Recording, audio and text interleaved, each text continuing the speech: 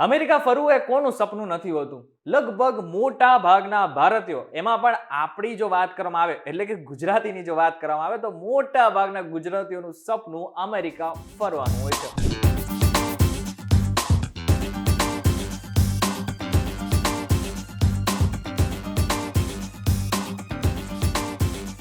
અમેરિકામાં કેટલું બધું છે ફરવા માટે, જેનાથી ગુજરાતીઓ અને ભારતીયો મોહાઈ જતા હોય છે. પરંતુ હવે અમેરિકા જવાનું સપનું તો હોય છે, પરંતુ જ્યારે ઇન્ટરવ્યુની વાત આવે ને ત્યારે ઘણા બધાના માથામાં ખંજવાળ આવી જતી હોય છે. કારણ કે આમ જોવા જાય તો થોડું અઘરું પણ હોય છે અને આની સાથે સાથે રિજેક્શનનો ડર પણ હોય છે. હવે તમને રિજેક્શનનો ડર હોય કે પછી કોઈ પણ વસ્તુ હોય, તમારે કોઈ પણ વસ્તુ પૂછવી હોય, મૂંઝાતા હોય, તો અત્યારે અમારી સાથે જે ગેસ્ટ છે ને એ તમારા બધા જ સવાલોના જવાબ આપશે આ એક જ વિડીયોમાં.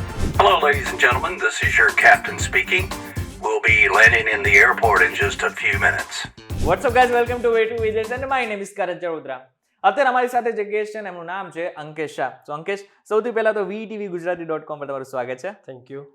સૌથી પહેલો જ પ્રશ્ન પૂછી લઈશ કે જ્યારે પર અમેરિકાના ઇન્ટરવ્યુની વાત આવે ત્યારે ઘણા બધા લોકોને ઘણું બધું ટેન્શન થઈ જતું હોય. ત્યારે પ્રશ્ન સૌથી પહેલા એ થાય કે અમેરિકા શા માટે ઇન્ટરવ્યુ લે છે? શું ઘણા બધાને એમ હોય છે કે ઇન્ટરવ્યૂ લે છે કોણ? એમ લાગે કે વિન્ડોની પાછળ જે છે એ સ્ટાફ હશે, બટ એ ડિપાર્ટમેન્ટ છે. એ ડિપાર્ટમેન્ટ USCIS છે, United States citizenship and immigration services, right. એ નિમણૂક કરેલો સ્ટાફ હોય છે કે જે લોકો તમારી પસંદગી કરવી, વિઝા આપવા ના આપવા એ ડિસિઝન મેકર હોય છે, બરાબર. જે તે સત્તા છે એમને સંપૂર્ણપણે સત્તા આપેલી છે. હવે આનાથી પણ વિશેષ બીજો એક ક્વેશ્ચન કે અમેરિકાના વિઝા મળી જ જાય એની કોઈ ગેરંટી છે? એવું લોકો કહે છે, ઘણા બધા તમે સાંભળ્યું હશે કે લાવો તમારી ફાઇલ અમે 100% વિઝા લઈ આપી, બટ એવું ક્યાંય હોતું નથી. વિઝા લેવું હોય તો ઇન્ટરવ્યૂ પ્રોસેસ થ્રુ જ જવું પડશે, તો જ વિઝા મળશે. અને ઇન્ટરવ્યૂ માટે તમને બી ખબર છે લોકોમાં કેવો ફફડાટ છે, અમને ઇંગ્લિશ બોલતા નથી આવડતું, હા, અમે ગુજરાતીમાં અમને ટ્રાન્સલેટર મળશે કે નહીં, આ બધા પ્રશ્નો હોય છે. એટલે ટ્રાન્સલેટર પણ મળે છે, તમે ઇંગ્લિશ ગુજરાતી મિક્સચર પણ બોલી શકો છો ટ્રાન્સલેટર લઈને. એટલે વિઝા મળશે 100% એવું નથી. હા, ચાન્સીસ હંમેશા હાઈ હોય છે તમારા પેપર વર્ક પ્રમાણે અને તમારું પર્પઝ ઓફ વિઝિટ પ્રમાણે. જેટલું તમે ક્લિયરલી કહેશો કે આ મારો પર્પઝ છે વિઝિટ કરવાનો, એટલે તમારા ચાન્સીસ વધશે. તો કોઈ એવું મને એમ કે મને તમારી ફાઇલ આપ દો, 100% ગેરંટી આપું છું તમારા વિઝા થઈ જ જશે, તો એના ઉપર છે કે પછી અમેરિકાના ડિપાર્ટમેન્ટ ઉપર છે વિઝા આપવા કે નહીં? ઓફકોર્સ અમેરિકાના ડિપાર્ટમેન્ટ ઉપર છે, કોઈ એજન્ટ કોઈ કન્સલ્ટન્ટ એમની ઉપર નથી. એ લોકોને હંમેશા એમ હોય છે કે લાવો કામ આવે છે લઈ લઈએ, બટ એવું નથી હોતું. જ્યારે ઇન્ટરવ્યૂ આપવાનું હોય છે ત્યારે કન્સલ્ટન્ટ નથી જતા, ક્લાયન્ટે કેન્ડિડેટે જવું પડતું હોય છે, રાઈટ. તો એ એના અપિયરન્સ કેવા હોય છે એના પરથી વિઝા મળશે કે નહીં એ નક્કી થાય છે. તો ગેરંટી શબ્દ એશ્યોરિટી કે ભાઈ લાવો 100% મળશે એવું નથી હોતું. તો અમેરિકા ઇન્ટરવ્યુ શું કામ લે છે? એનું કારણ શું છે? એ હંમેશા ફિલ્ટર કરીને ક્રાઉડ લેવામાં બિલીવ કરે છે. They want public, proper public. આમ કહેવાય ને કે અમને માસ નથી જોઈતું, અમને ક્લાસ જોઈએ છે. હા, નાઇસ, ટ્રુ. અને ખાલી અમેરિકા જ એવું કન્ટ્રી છે કે જ્યાં ઇન્ટરવ્યુ લેવાય છે કે બીજી કોઈ કન્ટ્રીઝ છે કે તમારા ધ્યાનમાં છે કે ઇન્ટરવ્યુ લે છે? As of now only America લે છે વિઝા માટે.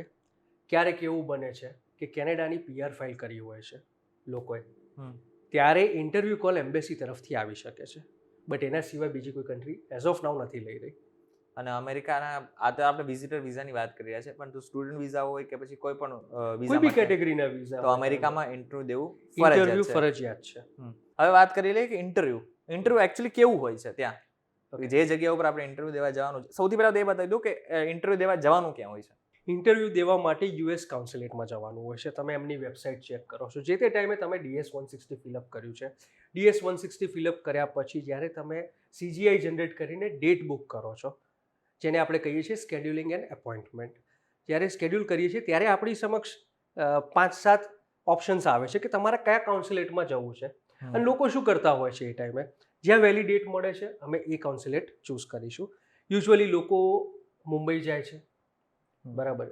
લગભગ 4 કાઉન્સિલેટ છે, હા, 4 કાઉન્સિલેટ છે. એક તો મુંબઈમાં છે, દિલ્હી, હૈદરાબાદ છે, દિલ્હી છે અને કોલકાતા છે. ઓકે. અને ચેન્નઈ પણ છે. You are right. અને આ જે ઇન્ટરવ્યુ લેવાય છે એ એકચ્યુઅલીમાં હોય છે કેવું? ઇન્ટરવ્યૂ એકદમ નોર્મલ હોય છે. સામે બેઠેલા માણસ તમને તમારા DS-160 પ્રમાણે જ પૂછે છે.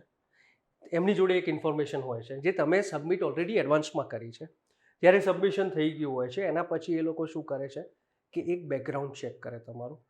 એ બેકગ્રાઉન્ડ ચેક ઇમ્પોર્ટન્ટ એટલા માટે હોય છે કે જ્યારે તમે સ્કેડ્યુલ ટાઈમ પર તમે ત્યાં પહોંચવાના છો તો એ પહેલાં એમની જોડે હેન્ડ ઓન એક્સપિરિયન્સ કે હેન્ડ ઓન કઈ ઇન્ફોર્મેશન અવેલેબલ હોવી જોઈએ કે એમને ખબર છે કે એમને શું પ્રશ્ન પૂછવાના છે, એના જવાબ તમે શું ભરેલા છે અને એ જવાબ તમે બોલો છો કે નહીં.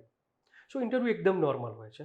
અને તમે વાત કરી રહ્યો છો કે બેકગ્રાઉન્ડ ચેક કરતા હોય છે, તો આમાં સોશિયલ મીડિયા બી આવી ગયું. સોશિયલ મીડિયા પણ આવી ગયું, કરતા જ હોય છે. લોકોને એમ છે કે નથી કરતા, બટ મારો એક્સપિરિયન્સ એવો છે કે લોકો કરે છે.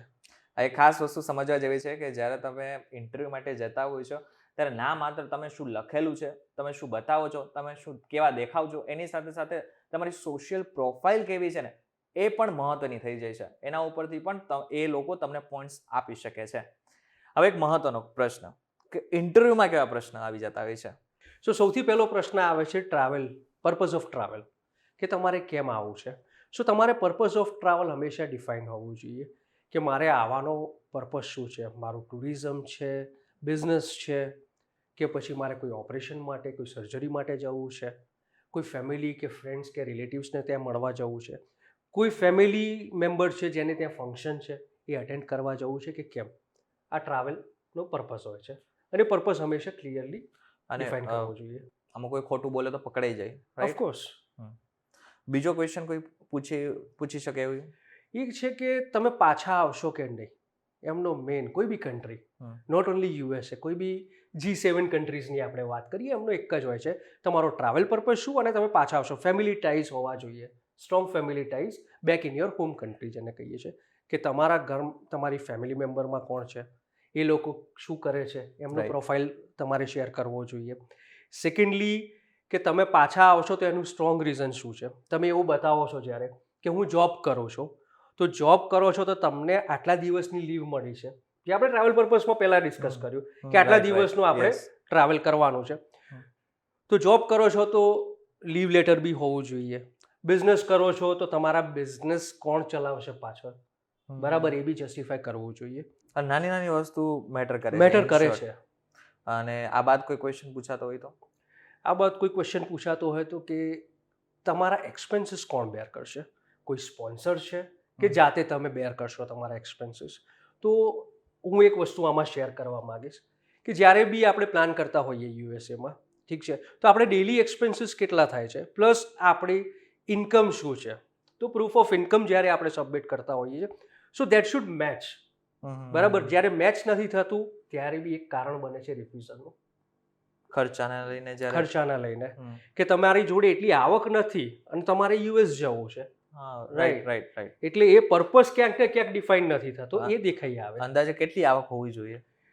આવક કરતાં બી તમે જ્યાં જેટલા દિવસ જવાના છો એનો એક્સપેન્સ જે થતું હોય એટલું બેલેન્સ તમારે મેન્ટેન કરી એક દિવસની અંદર કેટલો ખર્ચો થઈ શકે. સો એપ્રોક્સ માની લો કે ભાઈ હું એક એવરેજ હોટલ લઉં છું, ઠીક છે, કે જેનો કોસ્ટ $50 to $60 આવે, પ્લસ હું આજુબાજુમાં ફરીશ, 2 ટાઈમનું જમીશ, તો ઓન એન એવરેજ $120ની આજુબાજુ પર ડેનો એક્સપેન્સ આવે છે. બટ હવે થોડો માની લો કે લોકો છે કે લેવિશ લક્ઝરિયસ લાઈફ જીવું છે, યુએસએ જઈએ છીએ 20 દિવસ માટે, 25 દિવસ માટે, તો આપણે 5 સ્ટાર 7 સ્ટાર પ્રોપર્ટી, તો એમનો expense around $900 to $1,000 per day આવે છે. એટલે આમ ઇન્ડિયન રૂપીઝમાં ગણવા જઈએ તો અરાઉન્ડ ગણો એટલે પર પર્સન લાઈક 50-60 હજાર ઓન એન એવરેજ. માની લો તમારે મારે જવું છે, so what will we do કે આપણે એક એવરેજ હોટલ લઈશું 3 સ્ટાર, કેમ કે આપણો પર્પઝ શું છે, ફરવું છે, રાઈટ. સો ફરવું છે, એક્સપ્લોર કરવું છે, તો આપણે એક એવરેજ લઈશું તો એવરેજ કોસ્ટ $300 આજુબાજુ પડે આપણને દિવસનો. સો ઇન્ડિયન રૂપીઝમાં જ્યારે કન્વર્ટ કરીશું 30,000 આજુબાજુ. અચ્છા, આ સાથે હજી એક ક્વેશ્ચન અગર પૂછી શકાય કે શા માટે અમેરિકા તમે પસંદ કર્યું, તો એનો જવાબ શું હોઈ શકે. જ્યારે આપણે આ પ્રશ્ન સામે આવીએ કે ઇન્ટરવ્યુઅર છે સામે, એ પૂછે છે કે why America, why not other country, બરાબર, ત્યારે એક મહત્વની સૂચના, તમારો ટ્રાવેલ હિસ્ટ્રી અહીંયા ચેક કરશે એ લોકો કે તમે બીજી કોઈ કન્ટ્રી ફરેલા છો કે ફર્સ્ટ ટાઈમ તમે અપિયર કરો છો, રાઈટ. સો ટ્રાવેલ હિસ્ટ્રી ઇમ્પોર્ટન્ટ થશે અહીંયા. તમે બીજી બધી કન્ટ્રીઝ, માની લો 2-3 કન્ટ્રીઝ ફર્યા છો, સે ફોર એક્ઝામ્પલ કે યુરોપ ગયા છીએ આપણે, રાઈટ, શેન્જન વિઝા હોલ્ડર છીએ, કા જાપાન આપણે ગયા છીએ, રાઈટ. તો આ બધી કન્ટ્રીઝ ફરેલા હોઈએ તો એક આપણને એડિશનલ બેનિફિટ મળે છે કે વિઝાના ચાન્સ હાઈ રહે. પણ માની લો ફ્રેશ પાસપોર્ટ છે, ઠીક છે, હું ફર્સ્ટ ટાઈમ અપિયર થવા જાઉં છું, તો ત્યારે આપણા સ્પેસિફિક આન્સર્સ હોવા જોઈએ કે મારી લાઈફનું ફર્સ્ટ વિશ કે ફર્સ્ટ ડ્રીમ એ હતું કે મારે યુએસએ ટ્રાવેલ કરવું છે, રાઈટ. તો કદાચ એ એક આન્સર તમારો જે છે એના પ્રમાણે એ લોકો કન્સિડર કરે. તો ફોર એક્ઝામ્પલ આની પહેલા આપણે યુએસ જતા રહ્યા હોય, હમ. ફરવા ગયા હોય, પાછા આવ્યા હોય, તો બી ફરીથી એકવાર આપણે પાછું જવું તો ફરી એકવાર આપણે ઇન્ટરવ્યૂ આપવાનું. નહીં, ઇન્ટરવ્યૂ વિઝા માટે છે, ઓકે. ટ્રાવેલ માટે નહીં. જ્યારે તમને વિઝા મળે છે એ વિઝા 10 યર્સના મલ્ટિપલ એન્ટ્રી સાથે હોય છે, that's what I am asking. બરાબર. એટલે એકવાર તમે ટ્રાવેલ કર્યું, તમે બીજી વાર ટ્રાવેલ કરી શકો. હા, ડિસ્ટન્સ કે ડ્યુરેશન જે કહીએ છીએ એ થોડું મેન્ટેન કરવું જોઈએ, ફ્રિક્વન્ટ વિઝિટિંગ ના કરવું જોઈએ. અને જ્યારે પણ વિઝાની ફીની વાત આવે તો વિઝા ફી કેટલી હોય છે અંદાજ? અત્યારે $190 છે વિઝા ફીસ. અને એની સાથે બીજી કોઈ એક્સ્ટ્રા ફીઝ એની સાથે ઇન્ક્લુડ હોય છે, એક્સપેન્સ? ના, એની સાથે કોઈ એક્સપેન્સ ઇન્ક્લુડેડ નથી. હા, તમે કઈ કોન્સ્યુલેટ ચૂઝ કરો છો ત્યાં ટ્રાવેલ કરીને તમારે જવાનું, એ તમારો એક્સ્ટ્રા કોસ્ટ હોય છે. અચ્છા, આપણે સવાલ ઉપર પાછા આવીએ તો હજી કોઈ ક્વેશ્ચન છે કે જે પૂછી શકે, લાઈક ત્યાં કોઈ ફેમિલી છે કે નહીં, એવું બી પૂછી શકે? પૂછી શકે છે, કેમ કે જ્યારે તમે DS-160, અગેન આપણે DS-160ની જ વાત કરીશું. DS-160માં ક્વેશ્ચન હોય છે કે તમારી કોઈ ફેમિલી મેમ્બર અહીંયા રહે છે અને તમે યસ કર્યું, એનો ડેટા ફિલ કર્યો, એનો address, contact number, email ID બધું આપો છો અને તમે ઇન્ટરવ્યૂમાં જાઓ છો અને તમે ના પાડશો તો અ બિગ ક્વેશ્ચન માર્ક રહેશે કે ભાઈ તમારું તમે ઓલરેડી મેન્શન કર્યું છે. તો એ પૂછી શકે છે. અને હોય બ્લડ રિલેટિવ, ફ્રેન્ડ સર્કલ છે કે એક્સટેન્ડેડ ફેમિલી છે, તો એની ઇન્ફોર્મેશન એ લોકો નથી માગતા. તમારું બ્લડ રિલેટિવ હોય, જેમ કે મારો રિયલ બ્રધર છે, તો હું એ ફિલઅપ કરીશ, બરાબર. બટ મારા મામા કે મારા ફોઈની છોકરી છોકરા હોય તો મારે ફિલઅપ કરવાની જરૂર નથી. અને તમે કઈ જગ્યા ઉપર જવાનો છો, આની સાથે સાથે કઈ હોટલમાં રોકાવાનો છો, શું એ પણ પૂછી શકે? પૂછી શકે છે. અને મારું માનવું એવું છે કે તમારે દરેક ડોક્યુમેન્ટ્સ કેરી કરવાના. Hotel booking, flight ticket block કરીને જવું, એન્ડ એડિશનલી ટ્રાવેલ ઇન્સ્યોરન્સ પણ લેવું એટલું જ જરૂરી છે. આ એડિડ બેનિફિટ્સ છે. અચ્છા, ટ્રાવેલ જ્યારે ઇન્સ્યોરન્સની વાત આવે ત્યારે બે રીતે તમે ટ્રાવેલ ઇન્સ્યોરન્સ લઈ લેતા હોઈએ છીએ. એક તો અહીંથી બી એક થઈ શકે, રાઈટ. અને બીજું આપણે હેલ્થ ઇન્સ્યોરન્સની વાત કરીએ તો ત્યાં જઈને બી આપણે હેલ્થ ઇન્સ્યોરન્સ લઈ શકીએ છીએ. બટ યુઝ્યુઅલી પ્રેક્ટિસ એવી કરતા હોય છે લોકો કે અહીંથી જ લઈને જાય છે.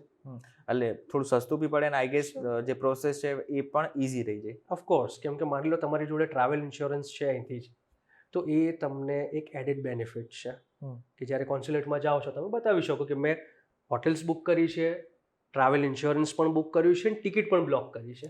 હવે આ બધામાં પ્રશ્ન એ થાય કે તમે શું કમાવો છો, કેવું કમાવો છો, કેટલું એક્સપેન્સ તમારું અત્યારે અહીંયા છે, કેટલું કમાઈને તમે ક્યાં એ એક્સપેન્સ કરો છો, એ બધું પ્રશ્ન અગર પૂછે તો એનો જવાબ શું હોવો જોઈએ?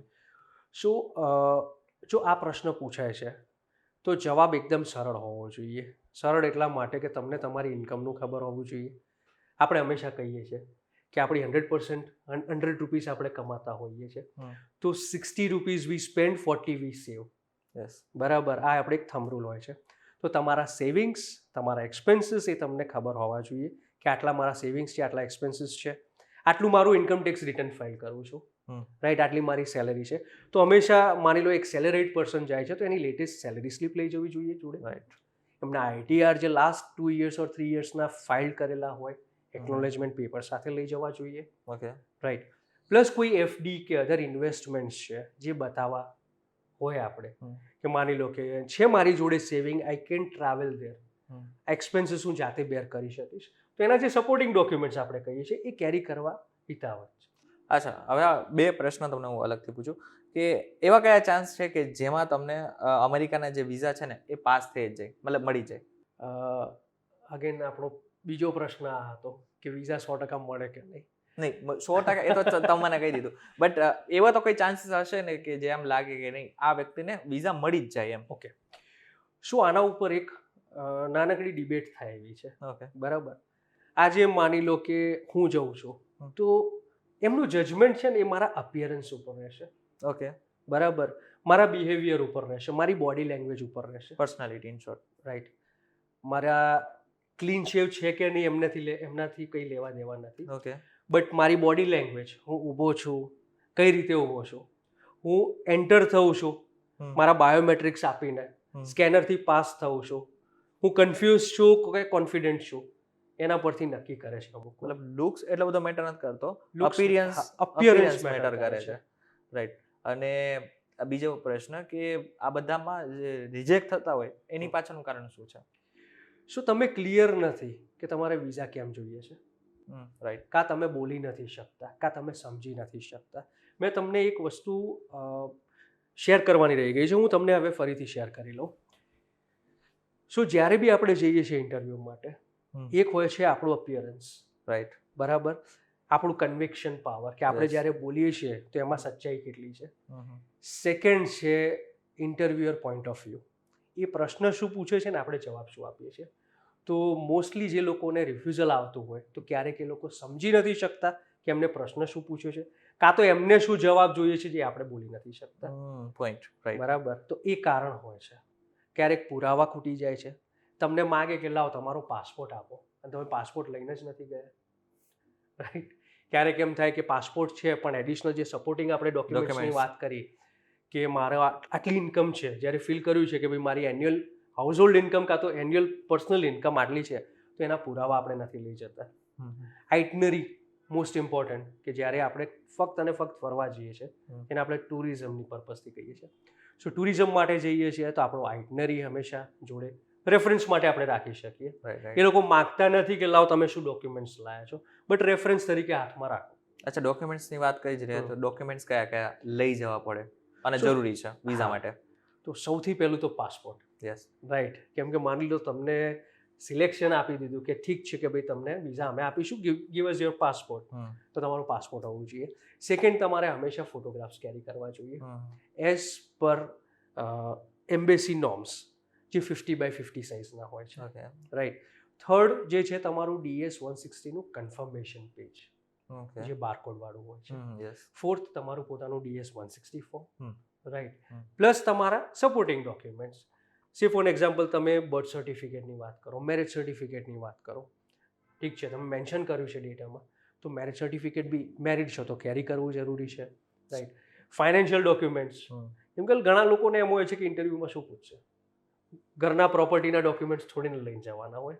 લઈ ના જશો, બટ એટલીસ્ટ એક નાની કોપી રાખો એની. રાઈટ. રાઈટ. કે મારા ગયા પછી મારી ફેમિલી ટેક કેર કરશે.